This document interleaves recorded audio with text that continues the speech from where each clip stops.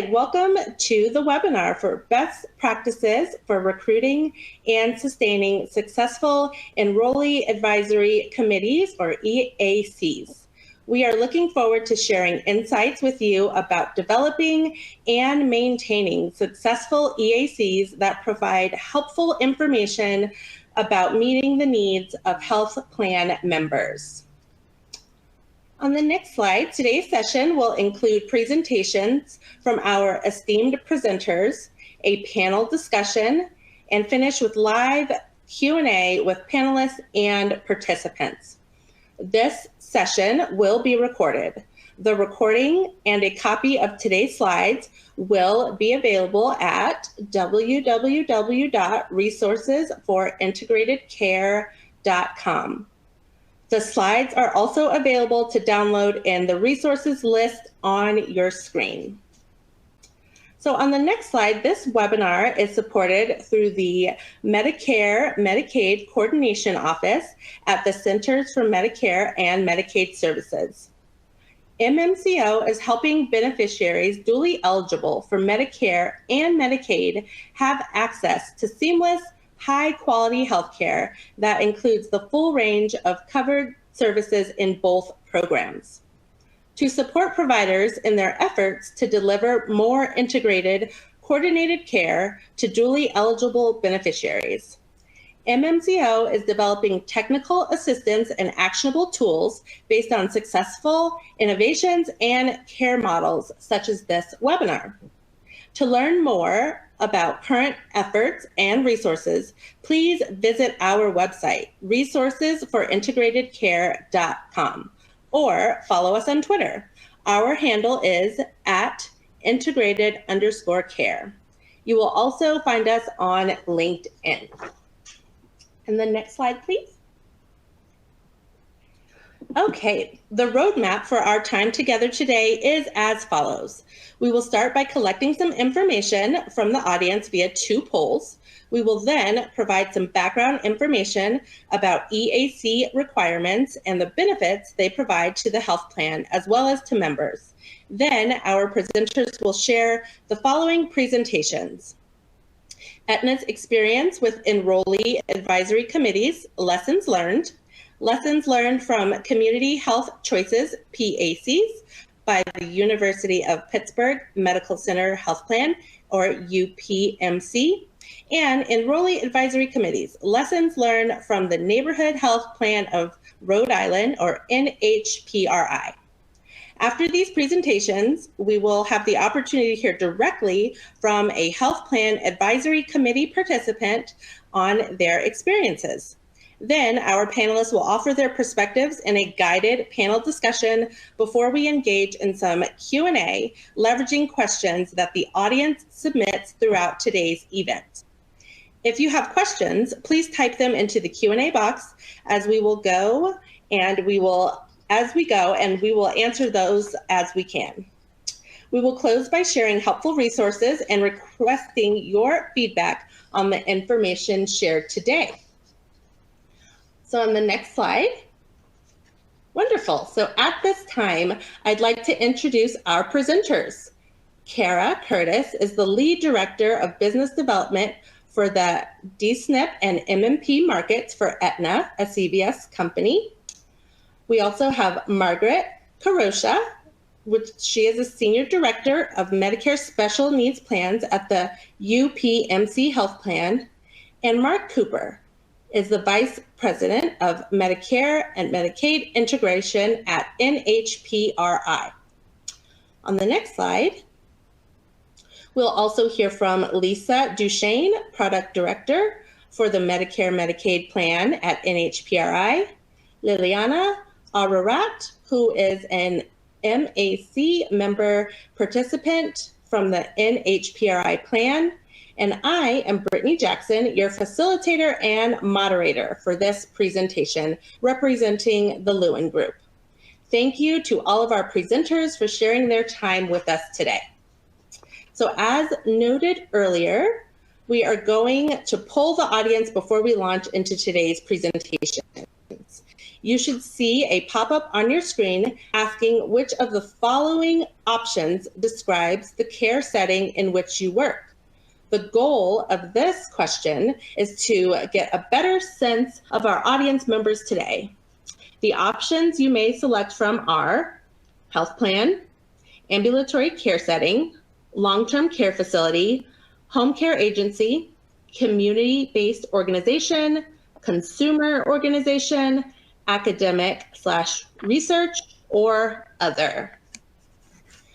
So we will take a few seconds here for you all to please respond to the poll.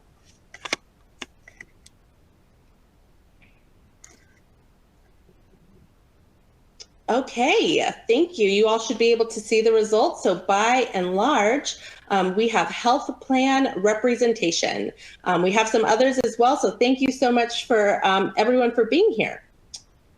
Okay, our next poll. So our second poll asks, which of the following professional areas best describes you?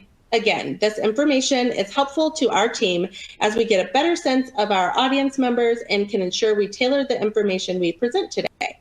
Responses here include health plan case manager or care coordinator, health plan customer service, health plan administration/management, medicine/nursing/physician assistant or other provider, pharmacy, social work, advocacy, or other. So again, we'll take just a few more seconds. All right, wonderful. We have a pretty good mix. So thank you all for being with us today. Looks like our highest representation for that question, I think, was health plan administration. All right, wonderful. So thank you all for your participation in those brief polls. This event will accomplish the following learning objectives. Recognize strategies health plans use for recruiting and retaining a diverse group of members for participation in EACs. Identify approaches for addressing logistical and cultural barriers to ongoing member engagement. Describe strategies for supporting effective member participation through training and creating an environment that encourages members to offer and spread insights, and understand the impact that EACs have within health plans and generate ideas for organizational implementation. All right, so on the next slide, I'd like to take a few minutes to set the stage by providing a bit of background, which will ground our time together today. So this is a timely discussion. In 2022, the Centers for Medicare and Medicaid Services, or CMS, issued a final rule advancing the department's strategic vision of expanding access to affordable health care and improving health equity. Beginning this year, 2023, Enrollee Advisory Committees, or EACs, must be created in each state in which the Dual Eligible Special Needs Plan, or DSNP, is offered by health plans. Outlined in this final rule is guidance for establishing EACs, which states the EAC must include a reasonably representative sample of the population enrolled in the DSNP. DSNPs must use EACs to solicit input on ways to improve access to covered services, coordination of services, and health equity for underserved enrollee populations. The EAC meeting operations such as advisory committee size, meeting frequency, meeting format, that could be virtual or in person, are at the discretion of the DSNP. In certain circumstances, plans can meet the new DSNP EAC requirement and the Medicaid managed care requirement, which is section 438.110, via a single committee. States can require more prescriptive EAC for DSNPs in their states via their state Medicaid agency contracts. It is important to note that these requirements build on the existing enrollee advisory requirements for Medicare, Medicaid plans, or MMPs, Medicaid, MLTSS plans, and PACE organizations. Many health plans are familiar with this type of structure. We would also like to note that for the purposes of this webinar, we are using the term Enrollee Advisory Committee, since that is the language found in the final rule. However, we recognize that health plans, including some of the plans presenting today, may use slightly different terms to describe their EAC work. Other common terms include member advisory panels, member advisory councils, enrollee engagement committees, or patient advisory committees. For the context of this webinar, these terms will be used interchangeably and are intended to convey the same thing. On the next slide, the inclusion of enrollees in governance can help ensure the health plans meets their goals while encouraging enrollees to actively participate in plan decisions that will impact the quality of care they receive. Benefits to health plans establishing and maintaining EACs include the diversity of the health plan's membership being represented throughout the decisions that are made, which ensures person-centered care is delivered, supporting a foundation of trust between members and the health plan, allowing members to actively contribute and collaborate on how health plan programs and policies are designed, an ongoing bi-directional conversation among health plan and enrollees that supports the gathering of feedback to inform plan decisions, and the ability to identify and address emerging issues, meets the needs of members, and addresses any barriers that stand in the way of achieving health equity and increasing plan enrollment and participation. Health plans are stronger when they listen to the people they serve. On the next slide, as participants in EACs, members will also benefit from being involved in plan governance. Some of the benefits to enrollees include having their voices heard, provide feedback to their health plan on what could be improved, such as coordination of healthcare and other social services, partake in the design and implementation of plan improvements, become more actively engaged in their own healthcare, which in turn could result in members adopting healthy behaviors, such as eating healthy and exercising, stay better informed through informational sessions and resources, represent themselves in plan governments, benefiting all plan members. Engaging with their health plan and having an active feedback loop could translate to the health plan member population experiencing better health outcomes.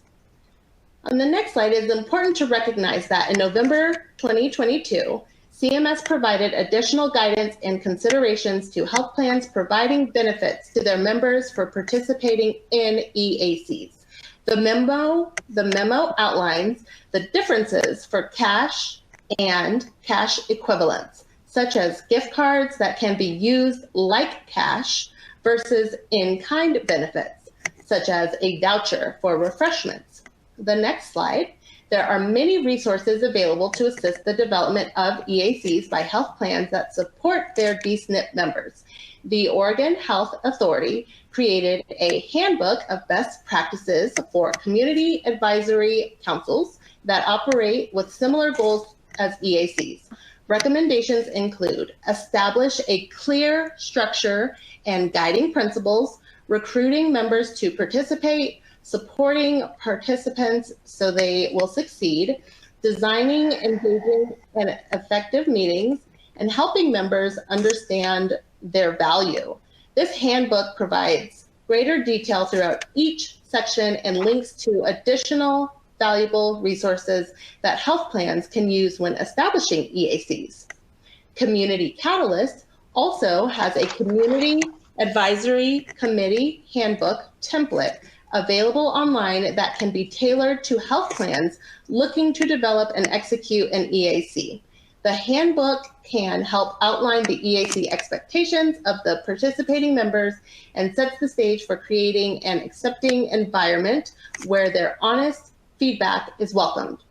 Contents of this handbook include a welcome letter, a sample form to help EAC participants or their caregivers request reasonable accommodations, a charter example, non-disclosure and confidentiality agreement, collecting participant biography information, ground rules, tips for how to advocate for oneself and or others, and how to manage conflict in discussions, and additional websites and resources, and a glossary of terminology likely to be used throughout discussions.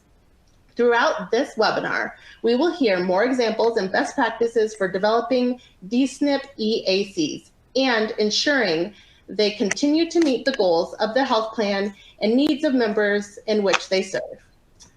All right, on the next slide, I am looking forward to some engaging presentations from our speakers. So without further ado, I will turn things over to Kara Curtis, Lead Director of Business Development for the DSNP and MMP markets for Aetna, a CVS company, who will share Aetna's experience with EACs and lessons learned. Kara, the virtual floor is yours. Thank you. Good afternoon, everyone, or maybe it's morning for those that might be on the West Coast. I'm excited to have the opportunity to share the lessons that Aetna has had conducting Enrollee advisory committees for over 8 years from our 3 MMP markets. Aetna today, our footprint is quite large. We now offer a DSNP in 30 states. And then also we have 3 MMP states, which is in Illinois, Michigan, and Ohio. And that we've really seen rapid growth since 2019 in our dual markets business. As a company, our strategy is reshaping healthcare to help make healthier happen for more Americans. And through our Aetna Medicare and Medicaid business, we offer a full range of products to meet the needs of dual eligibles. So whether it's one of our MMPs, again in Illinois, Ohio, or Michigan, our 30 DSNPs, which is a combination of FIDE, HIDEs, or coordinated DSNPs, and we also serve dual eligibles in our PDP plans across the country, and we also offer Medicaid managed care in 10 states. Next slide, please. So we have, as you could see, having DSNP in 30 states, we have begun to roll out our DSNP Enrollee advisory committees in 30 states and hope to have all 30 completed by the end of March in about another week. And what we've done is we've really taken the lessons learned from our MMPs and really established a strategy where we have a local market sort of execution team that's supported by a national team. And this really allows us, recognizing that if you have 30 markets, we need to have some consistency across the U.S. while also allowing for responsiveness to sort of regional differences. And I'm just going to give a couple highlights here on some of the different, sort of roles and responsibilities between the national team and the local market scope. So the national team really is meant to sort of be that central depository in terms of resources, standard templates. It's training all the DSNP markets. Today we have a playbook just to really have sort of a central reference for everyone, including best practices. They coordinate all the in-kind benefits that we offer, and they also are responsible for any of the reporting to appropriate stakeholders as requested, whether that be the state or CMS and anyone else. The local market, on the other hand, is really more responsible for the on-ground execution and actual recruitment. So we look to the local markets to facilitate the meetings, and then they really are on point to follow up with any sort of participant issues that come up in the meeting. And so it'll be interesting to see when we have our first steering committee in April, what we've learned from these 30 markets that we are in the process of conducting. Next slide, please. So there are 4 key components to our framework. The first is, which I sort of mentioned, is that we have this national team that's supporting the local markets and really having very clear roles and responsibilities amongst those teams, and really making sure that we do reflect the local market expertise at the state level. That's very important. The national team does do trying to have some consistent agenda topics across all markets. There is sort of a blend between the national team coming up with the national agenda items while allowing the local markets to have flexibility in the agenda items that reflect the needs of their market. And not only does this allow us to really track trends across the country, it also allows us to really get meaningful data. In terms of recruitment and engagement, which is sort of the other sort of key components of the framework, we really have a multi-pronged approach. And we'll go going a little bit more into this in the following slides. Recruitment, we utilize data, we pass out flyers at community events, we have referrals from care management and member services, we make outbound outreach calls, and we even recruit community-based partners to be part of our meetings.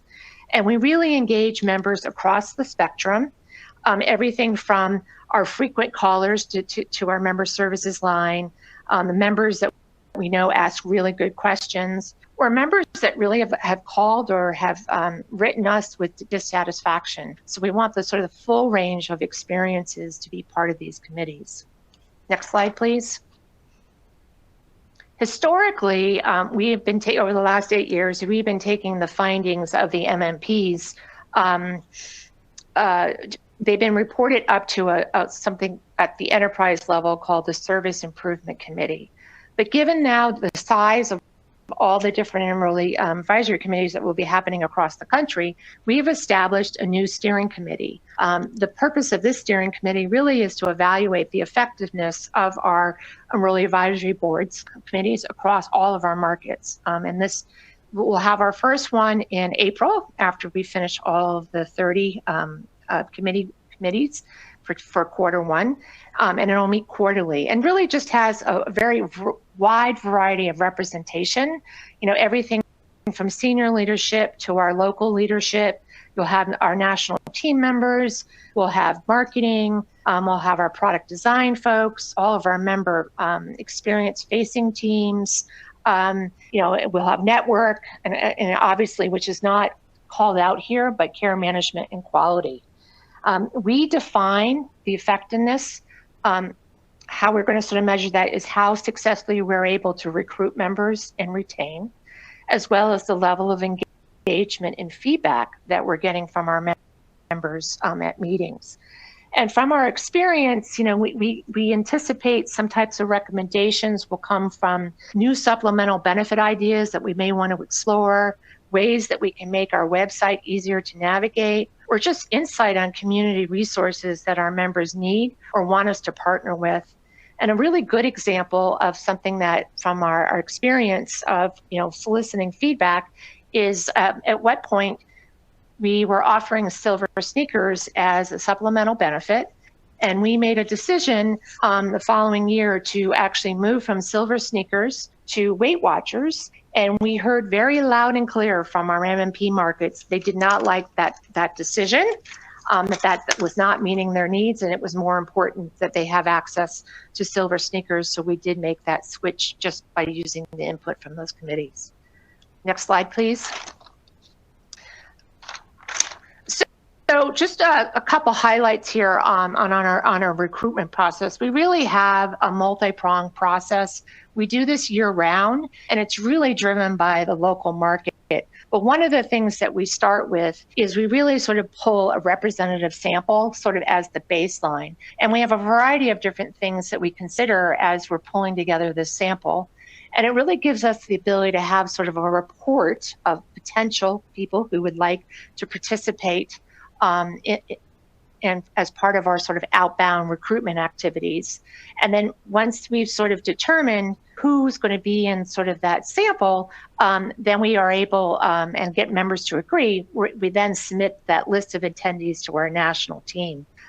We expect that we'll be sort of tweaking that criteria over time as we continue to learn from these 30 markets. And one thing we wanted to denote is we don't put term limits on participants.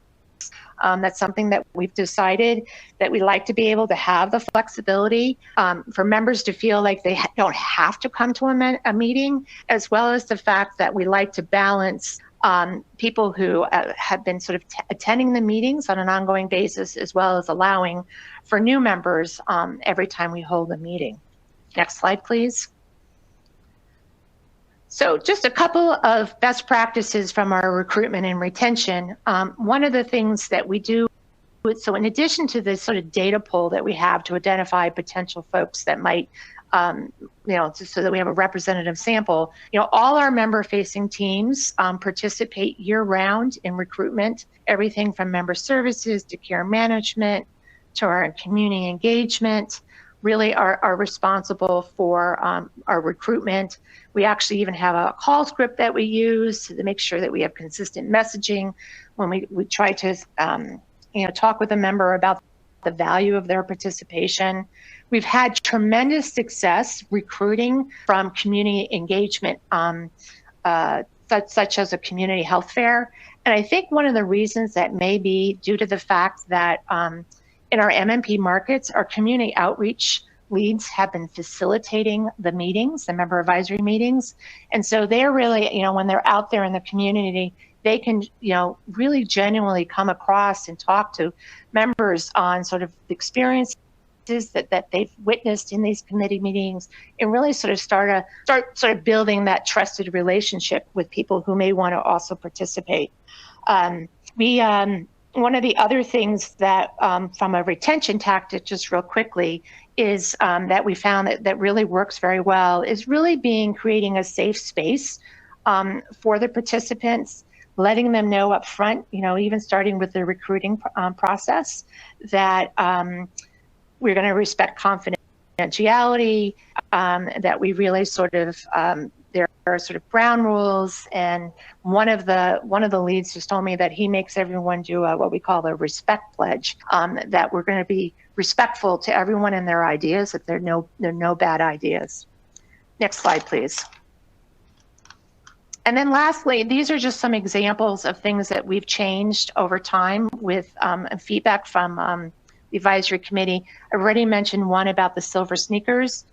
But the other is, we all know that non-emergent transportation is something that's a pain point for many of us, and that we really did take that feedback seriously from one of the committees, and actually was able to change the transportation vendors for the, moving forward. So that's just another example of some of the recommendations that we have been able to employ. Next slide, please. I believe I'm handing it over. You are indeed, Kara. Thank you so much.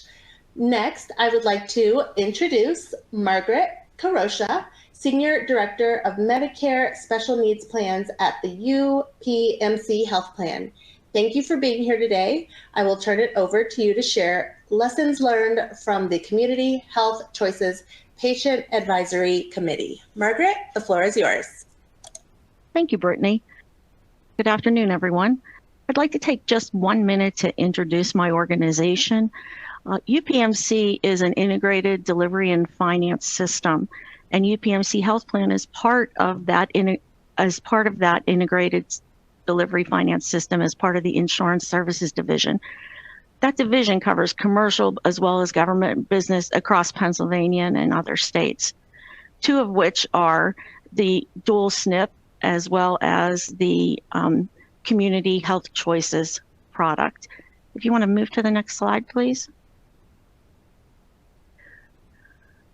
So as you can see, there are some differences between the DSNP as well as the CHC products, but they are both located throughout the state of Pennsylvania. Our largest market tends to be in the western and southwestern areas of the state in both products.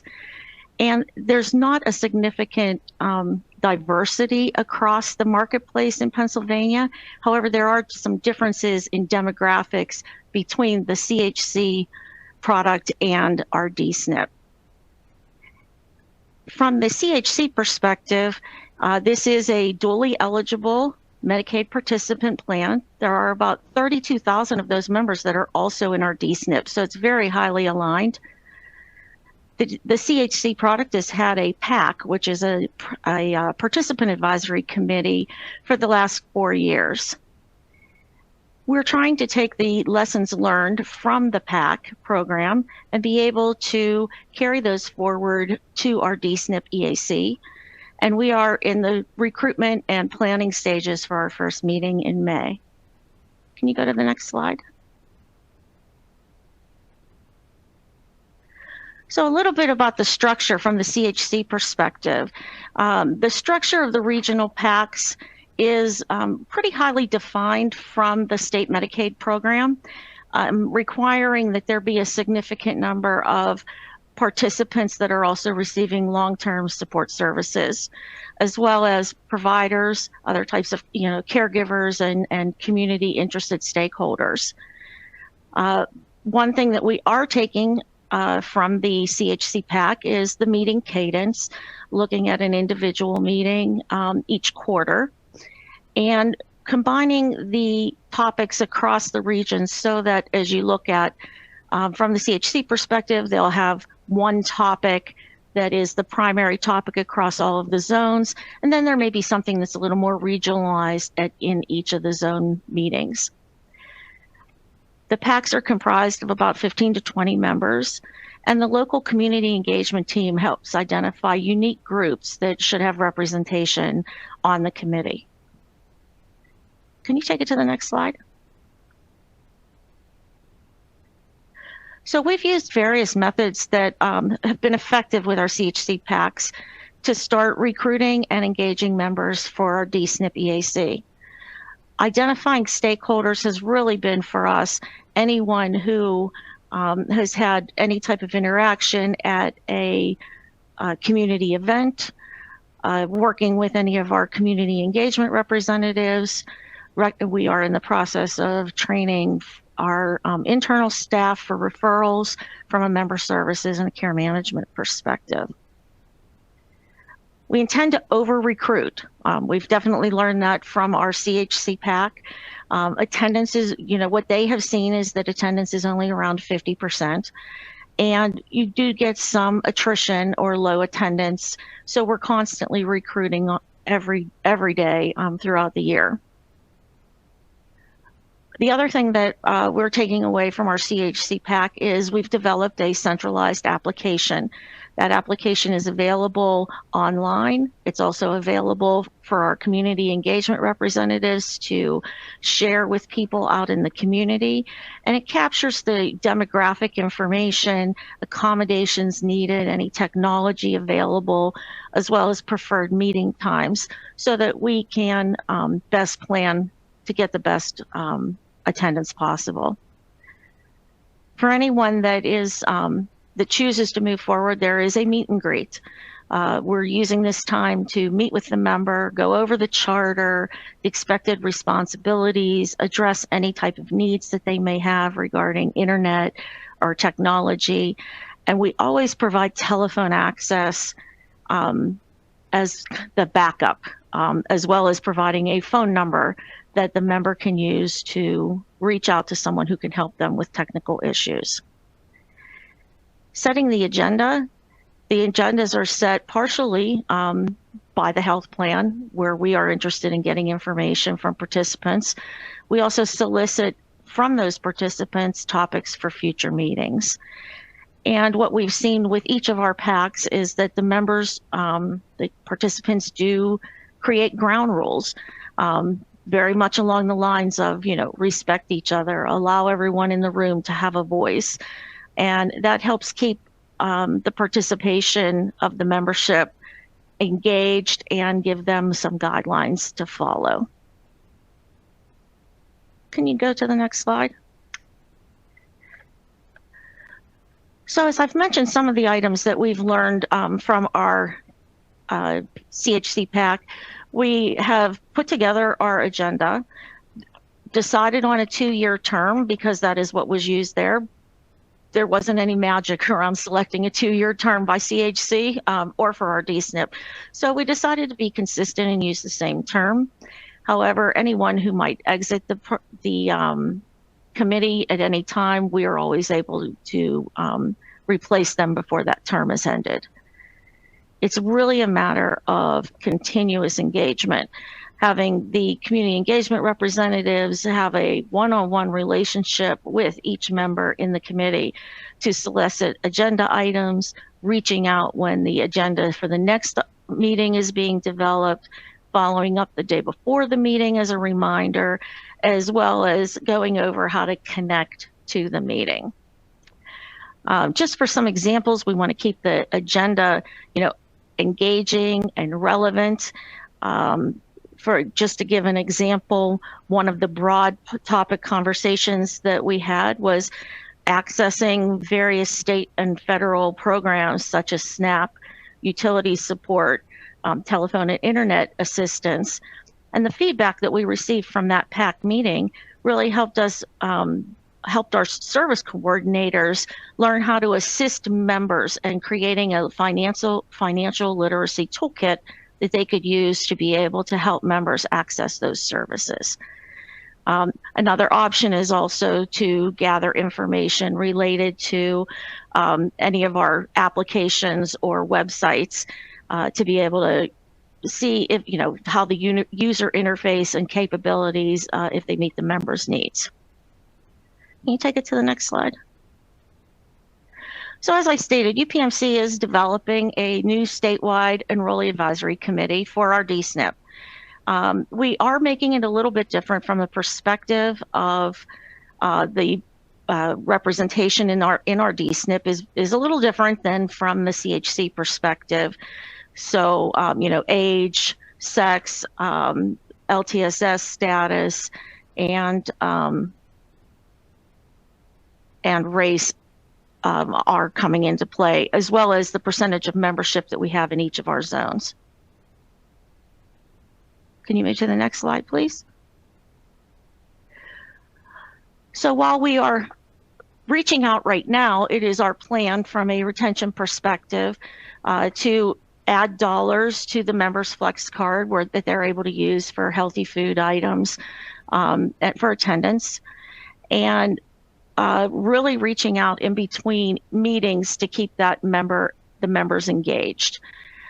Regarding feedback, really supporting, we have a common platform that we will use for these meetings called the Virtual Senior Academy, which will enable us to store all of the information for those meetings, enable the members to be able to access that information, and therefore also be able to know that the conversations are secure.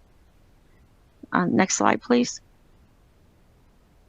So as we've received feedback from the PAC that we are carrying forward for the DSNP, whether an item is large, which may be plan-wide or region-wide, such like a concern that a vendor might require recontracting, or whether it's a smaller item possibly impacting just a specific hospital or a specific care management area, our goal is to make sure that we keep our members advised as to the status of the issues that are raised, and if necessary, we're leaving open the ability to form smaller subgroups to tackle projects.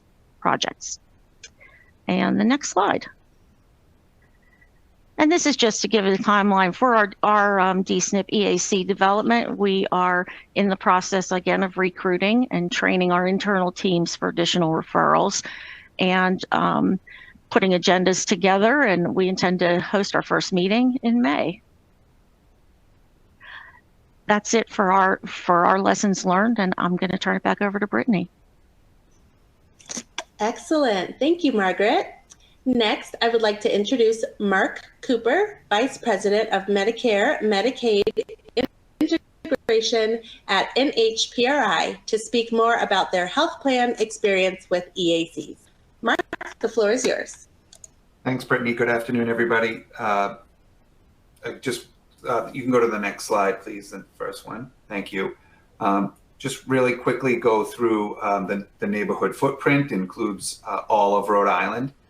We are the only fully integrated option in the state with the MMP of about 13,400 members.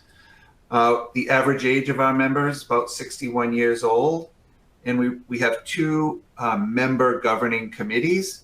The member advisory committee is the neighborhood committee that is run by our member advocate, and the ICI, or the Integrated Care Initiative Implementation Council, is the state of Rhode Island's committee that includes members, but also includes additional stakeholders.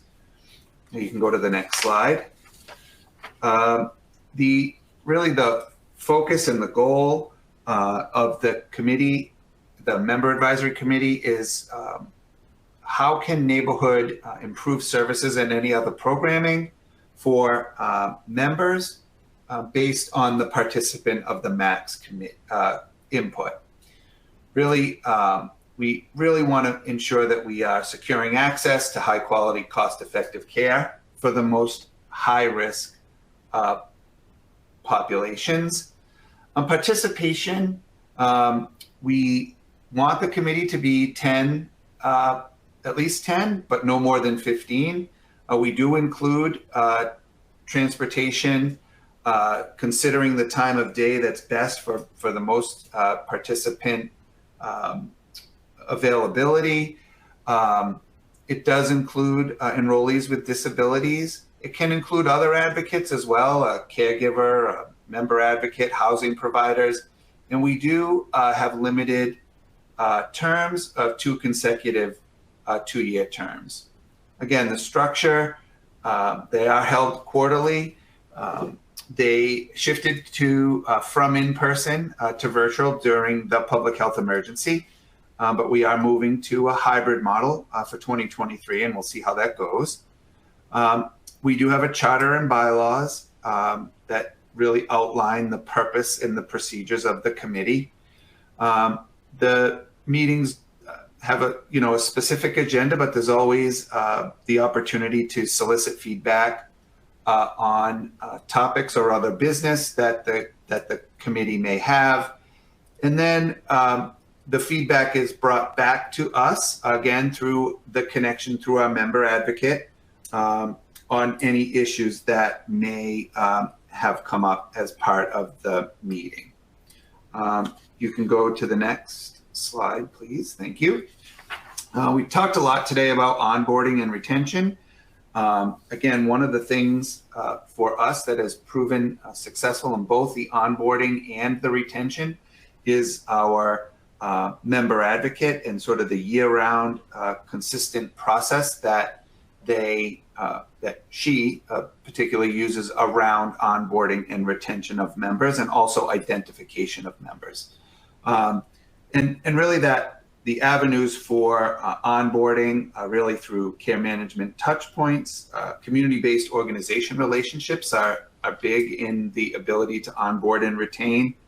The 2 councils between the state and neighborhood, and really member services may, from time to time suggest a participant to the MAC, and then any other community activities, which I think was mentioned by one of the other speakers. That's really important. You get to know, the member advocate gets to know certain people through their connections in the community and can bring them forward as potential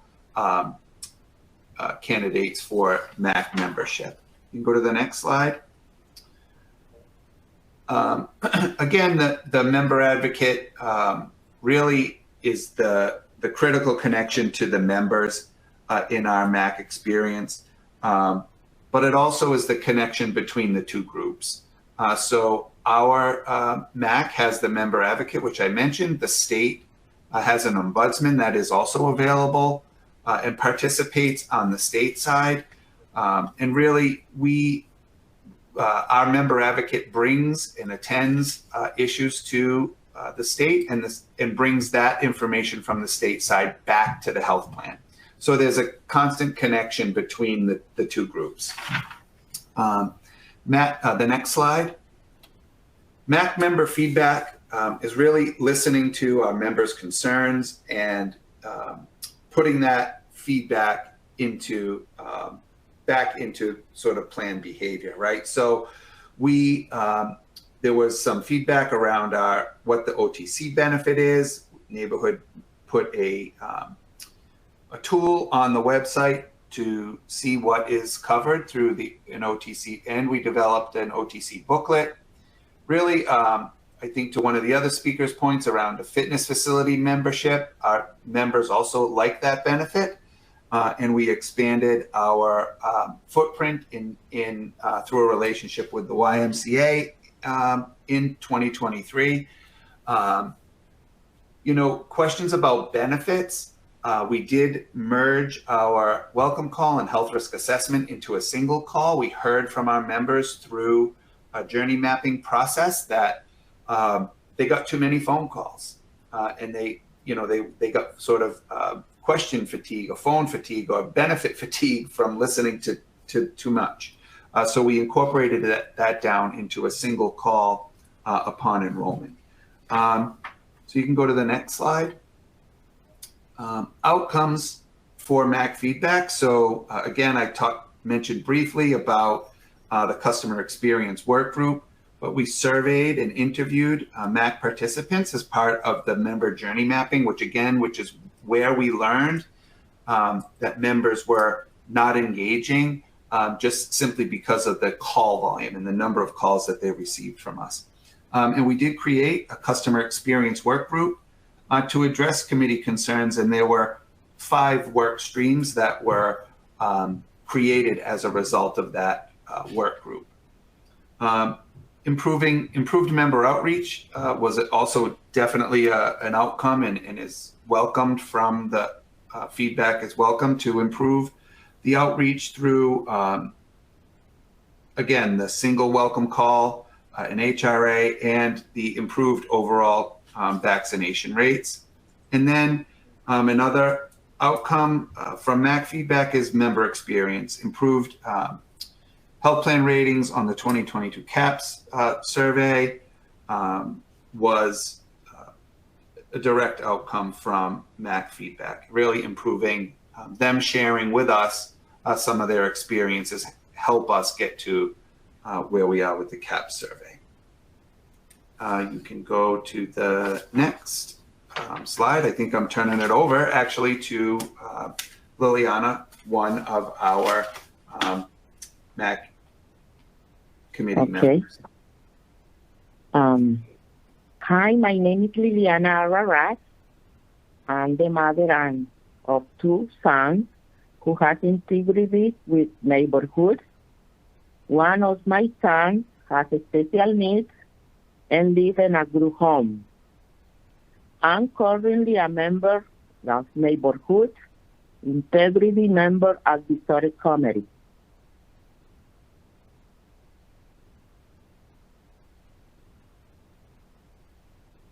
Wonderful. Thank you so much, Liliana, for joining us today and giving us that introduction. So I'm going to start off with a question for you. What attracted you to participate in the Member Advisory Committee, or the MAC? I want to know more about the opportunities and benefits my health insurance provides for me, my family, my son, and the community. For example, I learned that all integrity members have a case manager, and I did not know that. This was very helpful for my son who has special needs. I'm a CNA, so when I found out important information, I chatted with my patients who are enrolled in neighborhood health plan. Thank you. And based on your experience or other MAC members' experiences, what recommendation would you give to health plans looking to recruit new members? committee members can ask their friends to join because we can all learn from each other. Some of my friends work, so having the meeting after hours will be helpful in getting others to join. And also go back to having the meetings in person. Some people do not have the technology, so they would not be available to join. Continue to offer stipends and transportation to the committee members. Continue to offer an interpreter in case someone speaks a language other than English. Great, thank you, Liliana. And what has been the most rewarding part of participating in your health plan's MAC? We learn from other people's experience. We learn more about the benefits. I feel very motivated about learning and being available to share this with others. I haven't been available to help my family and others by learning more about integrity and its benefits and sharing the information with them. Thank you. And then last question for right now, what keeps you engaged with and excited to attend your MAC? What are you looking forward to in the future? It keeps me active. I feel that there's someone who really cares about our health and wellness. Meeting new people and learning from each other. Having guest speakers who provide important information about our health plan. I'm looking forward to the future and hoping that one day everybody has a free health insurance. I love and be part of the neighborhood health plan member advisory committee. I never feel discriminated against because of my language, my accent, or the way I talk. I always feel free to talk and say what I feel. I love and be part of the neighborhood health plan. That's wonderful, Liliana. Thank you so much for sharing your experiences.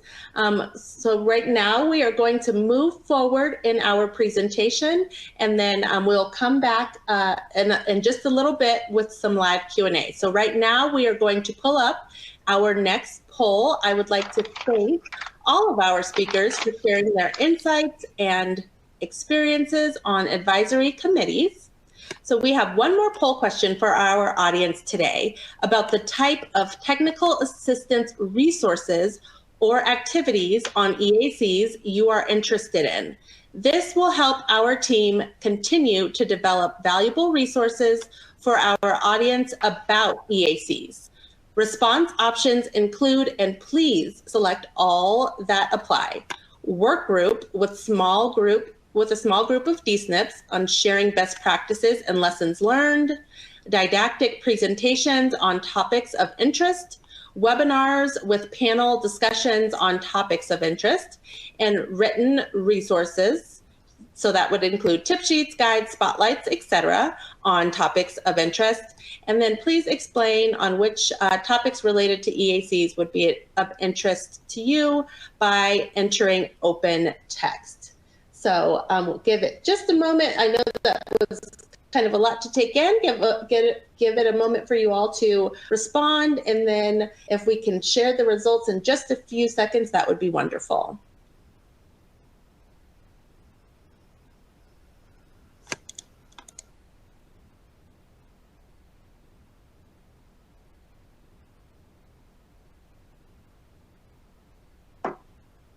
Okay, and are we able to share the results?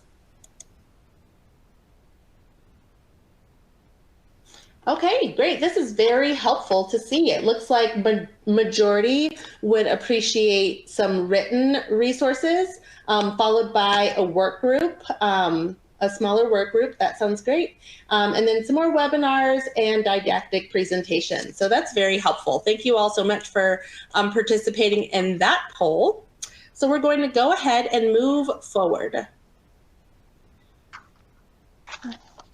All right, so we will now move into our panel discussion for this portion of the webinar. And we are joined by Kara Curtis, Margaret Karosha, and Lisa Duchesne. The first question is for all of our panelists. So Kara, Margaret, and Lisa. Starting off with Kara, what strategies do you leverage to onboard EAC participants' engagement? So can you hear me? So one of the things we do around onboarding actually really starts as part of the recruitment process. You know, when we talking with someone who's interested, we have sort of a checklist of things that we ask and make sure that we convey. But one of the things we do right from the beginning is making sure that we sort of capture the members' preferences around language, cultural, you know, are they in need of any special accommodations? Because we really want to make sure that there's no sort of barriers for active engagement. So really sort of starting in that sort of the beginning of the process and talking with the members, and also sort of setting up expectations up front. Sort of talked about previously that, you know, really making sure that we establish sort of a safe place where, you know, members feel comfortable, that we respect each other, that we honor confidentiality, and also really sort of establishing some ground rules from the onset. And then one of the other things I wanted to mention around facilitating the meetings is, you know, particularly because you'll have a range of experiences. You may have some people who really like to talk and go on and on and on. What I have found here at Aetna, and also another organization where I was involved with the committees, is having a bell, actually having some fun with the committee members, whether they're in person or, you know, it's virtual, is that establishing that ground rule that once that bell goes, that means everyone stops talking, and it helped to sort of recenter the group. So that's something that's been effective that I've seen in 2 different organizations. And then if there is some pauses, you know, you sort of put a question out there and everyone looks at deer in headlights. Just be yourself and be genuine, and maybe relay a relevant personal experience. You know, sometimes I'll talk to people about my 80-year-old mother and something that she might be struggling with, that sometimes breaks the ice or gives the members a better sense of really what you're looking for from them when you propose a question. Great, thank you, Kara. Margaret, I'll turn it over to you next for providing your perspective. Sure. Kara, I agree with everything you've said. But one thing that I found was very interesting is you have different tenure of membership on the committee. You may have new members, you have members who have been there for a while. It really helps to start the meeting with an icebreaker. And a cute one that was in the last meeting was, tell me how you're feeling today in terms of a weather forecast. You know, everyone can relate to the weather. Are you bright and sunny, cloudy and blah, dark and stormy? So it was interesting. Everyone laughed and, you know, kind of broke the ice to start that meeting. I like that a lot, Margaret. Thank you for sharing. And Lisa, could you share your thoughts? Sure. Good afternoon, everyone. I'm Lisa Duchesne. I'm new to the webinar. But I'd like to share, Neighborhoods Member Advocate is at the center of our onboarding and facilitation of meetings. So we are able to recruit from suggestions from our state's ICI Council, various community partners, and our own internal member-facing departments. Our advocate will then interview the potential candidates, sharing a high-level overview of the meeting nuances.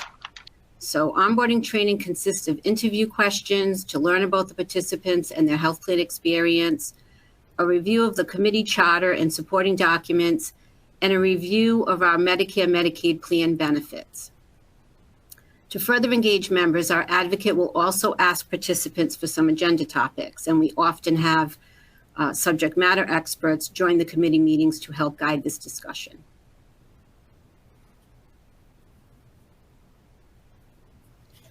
Great, thank you, Lisa. All right, moving on to the next slide and next question. So the second question is also directed at all three panelists, beginning with Kara again. What has your health plan learned regarding using in-kind benefits for recruitment and retention for your EACs? So, from 8 years of experience, I think we can really sort of talk about what we have found, what has worked and what has not worked. So we have found that the $50 as the in-kind benefit, it really is really is something, and I think one of the other plans actually does $60. So just giving experience on how we got to the 50 is we started off with $10, and then we raised it to 25, and then when we raised it to 50, we saw the participation rate go up almost 3 times, and really being able to retain the members. So based on our experience, we have found that what we're calling is the $50 is where we landed for the in-kind benefit amount. And then also when we think about, we offered gift cards to a variety of our sort of total rewards vendors that we have to think about if there are geographical differences. So if we offer a gift card to let's just say Walmart, we got to also make sure that the membership in another part of the state also has the same access to that same type of big store, for example. So we have to also think about sort of regional differences. And that one of the things that really that we try to stress when we're trying to recruit members is really talk about the opportunity for the members to actually be involved in enhancing the plan. So we don't lead with the in-kind benefit. We really try to sort of talk about the value of their participation. But the $50 certainly does help. What we found has not worked well is starting the recruitment process too close to the meeting. So as I mentioned, we do recruitment all different ways throughout the year, but found that we really, as we sort of get closer to that sort of quarterly meeting, that you have to start at least 6 to 8 weeks out, really sort of firming up who's going to be, who's coming back, and if you have anyone new. And you can't do enough outreach. I think this is something that Margaret said. We found that you have to start from a list. If you want to land with like 15 to 20 members, you have to start off with a list of about 150 members. So really have to start very large and get down to a size. And we tend to try to keep the meetings relatively small, anywhere between 10 to 15 members. And then obviously what hasn't worked is the lower in-kind benefits. $25 just was not enough to motivate folks. Thank you, Kara. That's helpful. I like some of those considerations that you shared earlier as well about geographical differences. So thank you for sharing. Margaret, I'll turn it to you now. Yes. Well, from the PAC perspective, with our community health choices, the state Medicaid program actually stopped allowing the plans to provide any type of gift certificates or any other type of remuneration. So we have not had any actual experience from the DSNP perspective, but as I had said earlier, we intend to add funds to the members' Healthy Shopper card after attending each meeting. So hopefully I'll take the insights of my other participants in the $50 to $60 range. Got it. Thank you, Margaret. And Lisa, I'll turn it to you. Thank you. So Neighborhood is the plan that does use the $60 as our threshold, and we've been successful with that. But just sharing additionally, we have some of the same concerns that both Kara and Margaret have raised. But from our standpoint, when we talk with our committee participants, we have learned that they really want to be a part of the committee to improve members' overall health plan journey. So it's not necessarily about the in-kind benefit. but offering in-kind benefits such as transportation vouchers and meals when we were hosting the meetings in person has had a positive impact on the committee retention and improving relationships within the committee. We did see, we like to keep our committee between 10 and 15 members as well, and we did see a slight decline when we had to move to a virtual setting during the pandemic. Okay, got it, Lisa. Thank you for sharing that. Thank you all for those insightful responses. So the third question for you all is, how do you ensure that your EAC meetings are relevant and considerate of participants from diverse backgrounds, cultures, and abilities? Kara, we'll start with you.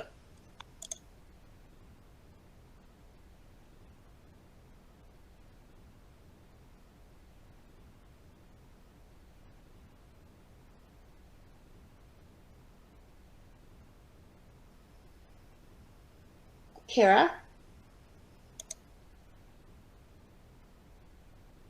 My apologies. I was on mute.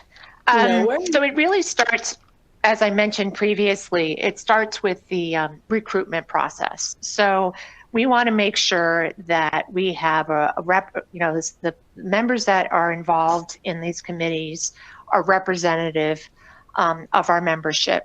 And if we, sometimes we'll have meetings sometimes in different parts of the state, and there may be some differences in the makeup of that membership to be more reflective of that area. So really making sure that you have a good representation of the breadth of your membership, and really making sure that, you are able to accommodate their preferences. If they have certain special accommodations, particularly one of the things that we spend a lot of energy on is transportation to the meetings. And so sometimes members will have, if maybe have a particular disability and they need a certain type of transportation, and we work with the transportation vendor to make sure that they, they have the right type of ride to bring them. And then the other thing that I've also found just from my years of experience is sometimes, even getting a person who's sort of like their buddy, someone who's really making sure that they're looking out for them with the upcoming meeting, making sure that nothing's changed in terms of their needs, and really making it a very personal experience and building trust is really important. Great, thank you, Kara. And Margaret, can we hear from you next? Sure. From the same perspective, making sure that we start from a recruitment perspective, looking at, the age and gender and LTSS status of our membership across our various zones so that we have a very representative panel.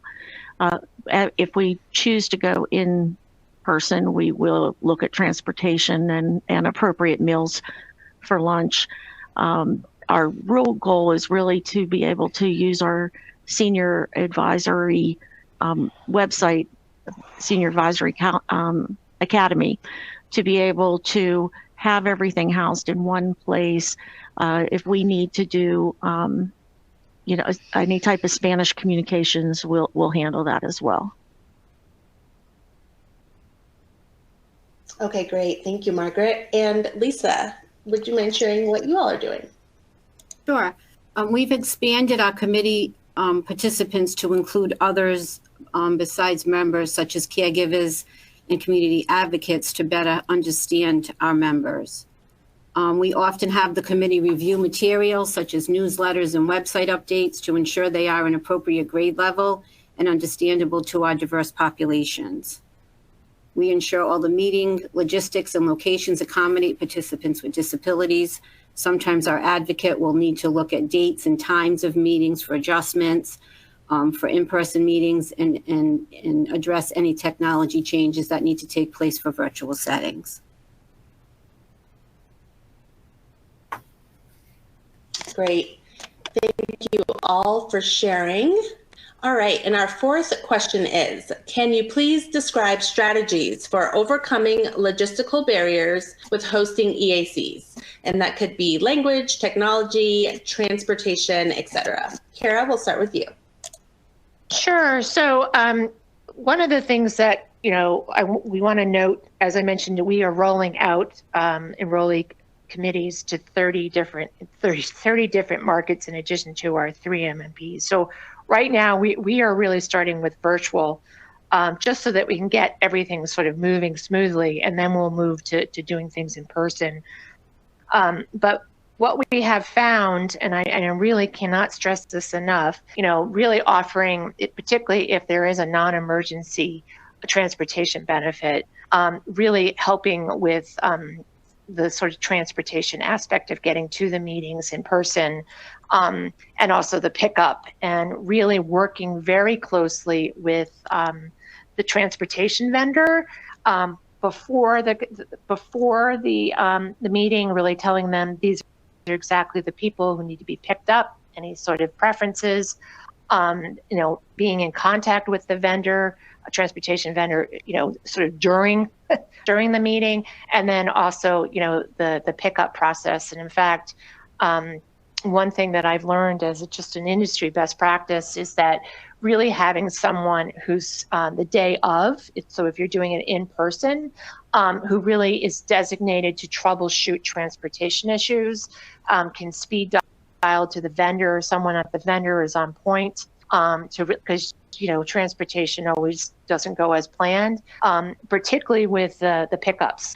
The transportation ride doesn't come up, and sometimes we've had to, pay for an Uber to come and get the member. So really spending a lot of time sort of focusing on the transportation aspect. One of the other things that we want to explore as we move forward is we've been able to accommodate if there's a language need in a particular committee. Sometimes the facilitator is bilingual, or will bring someone in. I think one of the markets we have someone that's Vietnamese that comes in to do some translation, but needing to sort of figure out how do we sort of explore multi-language translation solutions based on the needs of the members in that particular group. So those are just some of the things that we're focused on. Okay, that was very helpful. Thank you. And Margaret? Yes, we've also decided to start out virtual until we have in-person logistics in place to make sure we have video conferencing available in various locations throughout the state. And the most important thing that we found is to provide not just that introduction to how to log into the meeting, and whether it's a community engagement representative or one of our tech guides that are able to be a point of contact to train the member on how to navigate the conference call. We also provide a phone number to use during the call, so that if there is an issue, they'll be able to get in touch with someone who can help talk them through without distracting the rest of the meeting that's ongoing. Okay, thanks for sharing, Margaret. And Lisa, I will turn it to you. So we're moving to a hybrid type meeting model. So we'll have some of our meetings in person, and we'll have some of our meetings virtual. But that being said, our member advocate is in contact with our participants prior to all meetings through phone calls and email. And she's making sure that the location is central based on the committee participants' demographics. So we hold our in-person meetings at our various community health center offices, and they have they're our partners in the community, and they have the proper means to handle participant barriers. So that's a good location. She also ensures that the correct voucher is provided for any transportation needs and arranged. So that could be a taxi voucher, a bus pass, or a wheelchair van voucher. So phone calls also are made the day of the meeting to make sure that the transportation is going to happen. So for virtual meetings, any technology needs are addressed by our advocate and the participant of the committee. So we have offered tablets and technology training for participants who require them. And then as a best practice, we also have had Spanish-speaking staff attend our meetings, and we can provide interpreters for participants that ask for them. Great, thank you, Lisa. That was very helpful. Thank you all.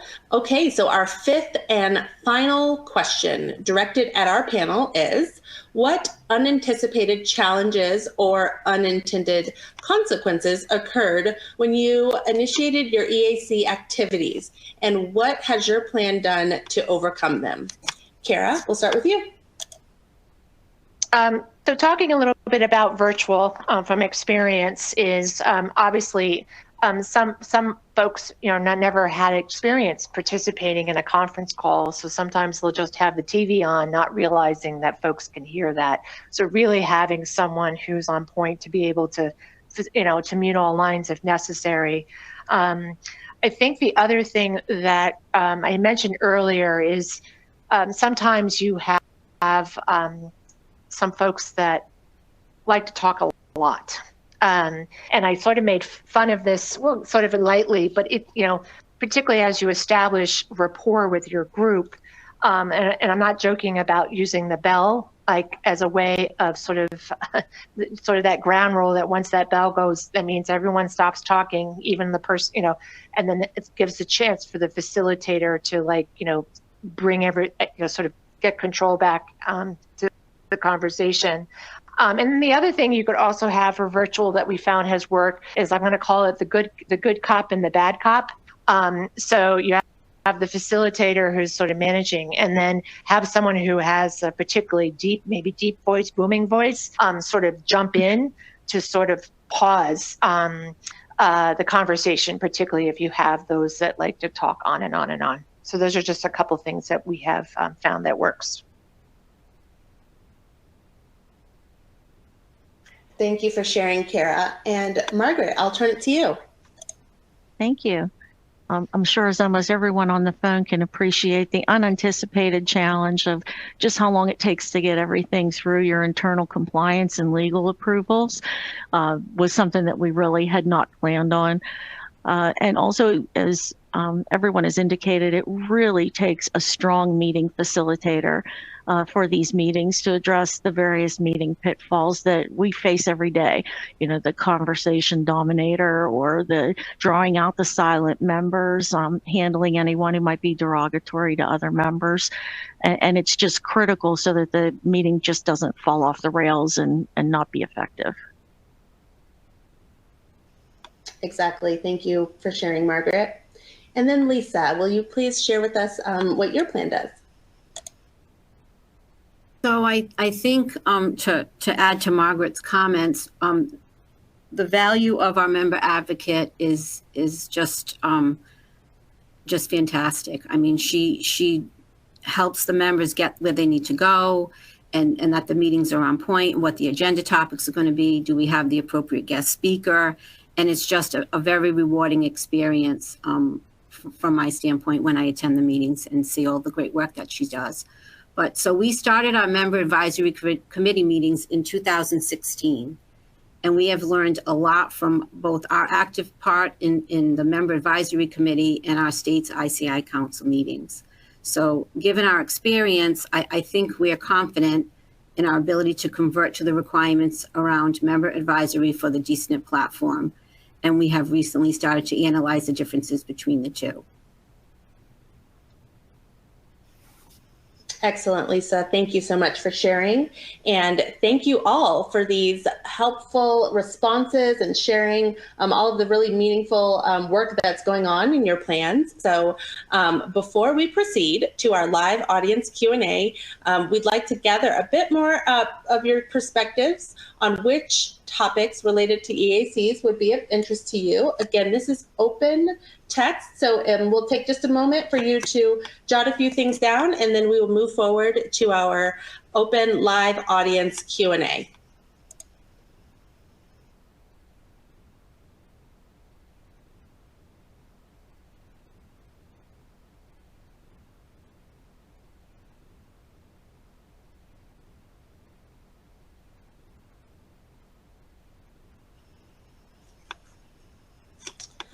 Okay, wonderful. Well, a big thank you again to Kara, Margaret, and Lisa for the panel discussion, and for you all for submitting your responses into this poll.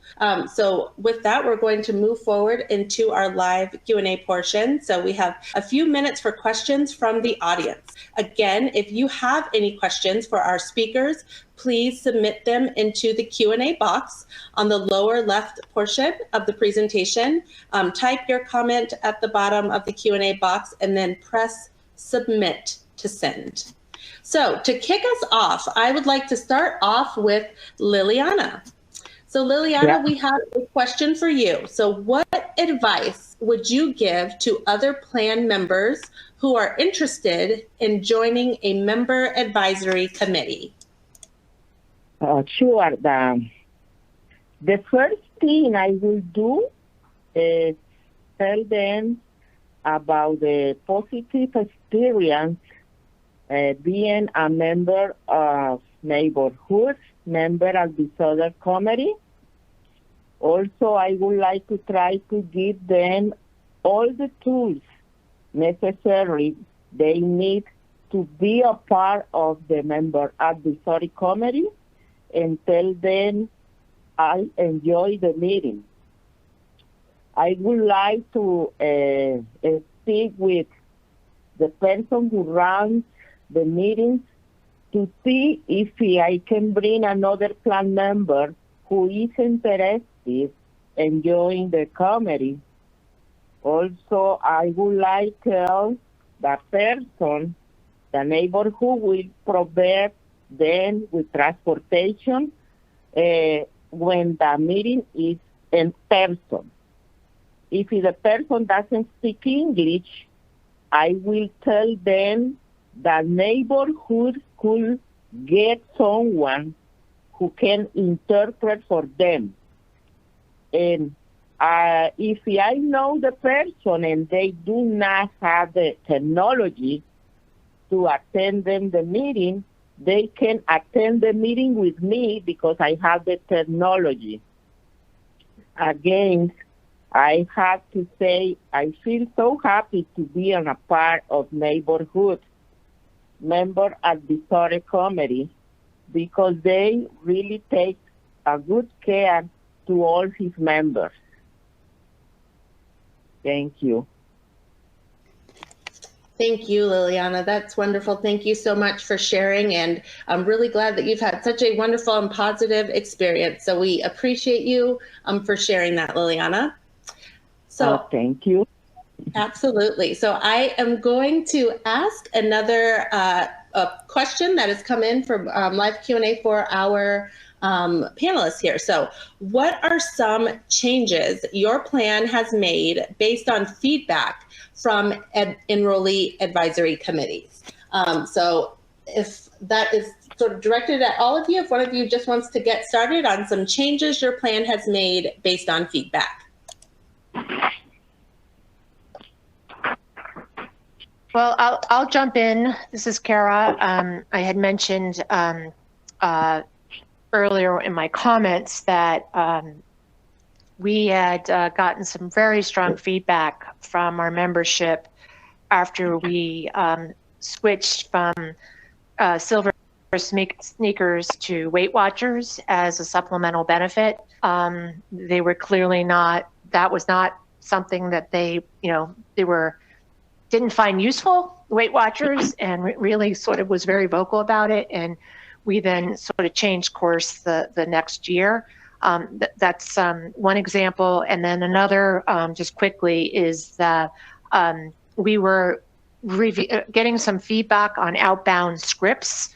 And we were told that they are less likely to answer the phone if it's a zip code, not a zip code, an area code they don't recognize. And so we have changed moving forward, making sure if we do outbound calls that it's an area code that they recognize.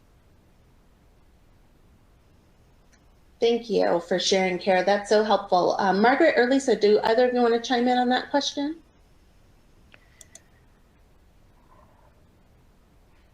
I think All right. probably one of the most important things for us was, this is Margaret, was getting feedback and input on our mobile tools for video health visits. So that was, so that we're able to look at the user interface and the usability of the product. I haven't implemented changes yet, but that I have fed that feedback back into other feedback groups that are being gathered to focus on that. Okay, that's great. Margaret, thank you for sharing. All right, I have another question here directed to you all. So regarding recruiting EAC members, is there a target ratio of members recruited to participate versus the number of enrollees in the plan? Lisa, could we start with you on that one? Yeah, sure. So we've limited our participation to between 10 and 15 members, and I think it's been successful for us. It's a little challenging in the virtual setting, but in person it seemed to work well. But I think our ICI council meeting is a larger group of people, and I just think that for the intimacy of our meeting and what we're trying to accomplish, that 10 to 15 is a sweet spot for us. Yeah, Lisa, this is Carol. I would also agree. It's not about how large your we have like over 225,000 DSNP lives, but we really, the sweet spot is somewhere between 10 to 15. You want it to be intimate, and honestly, whether it's online or in person, we found that if you had like 30 members, it just becomes too unruly. There's too many different sort of moving pieces to being able to manage this group. One of the things you may want to think about, instead of having more members, you might have maybe more than one. I'm going to just say this, but if you have a membership, that large membership that may be in a different part of the state that represents different communities, maybe you have a different type of advisory council just for that membership. So you may want to think about having different types of committee, in terms of makeup, but the 10 to 15 is definitely the sweet spot that we have found.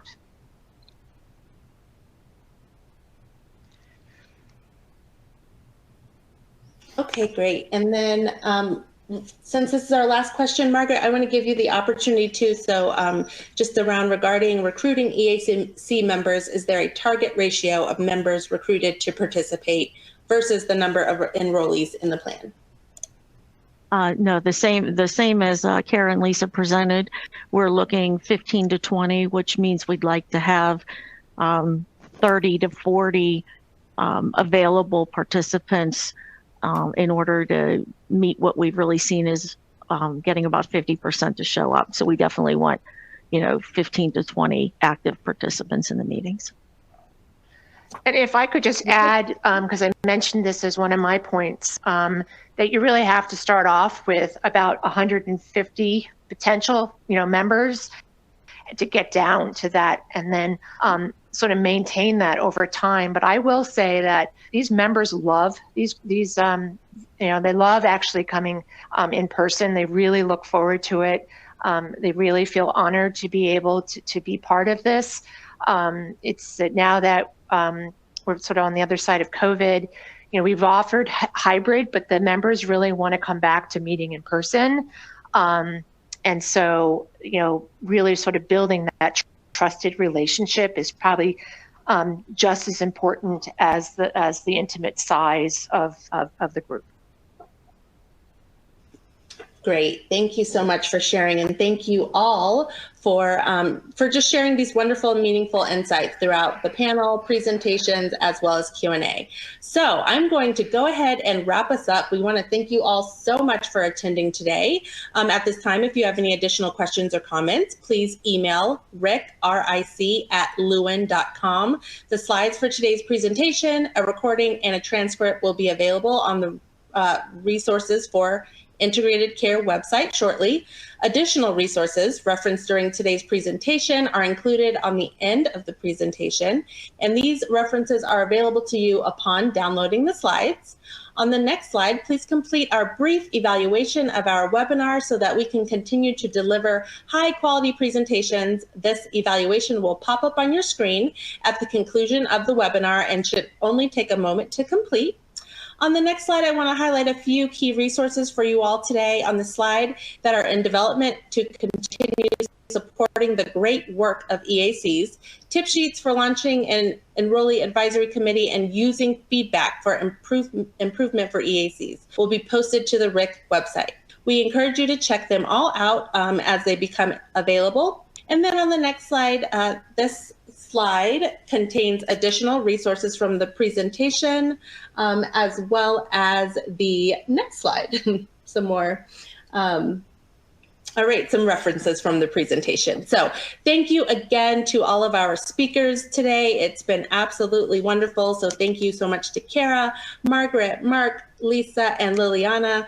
Thank you all so much for sharing your experiences. And thank you all, audience, for being a part of today's presentation and for your participation. We hope you all have a wonderful rest of your day. Thank you so much.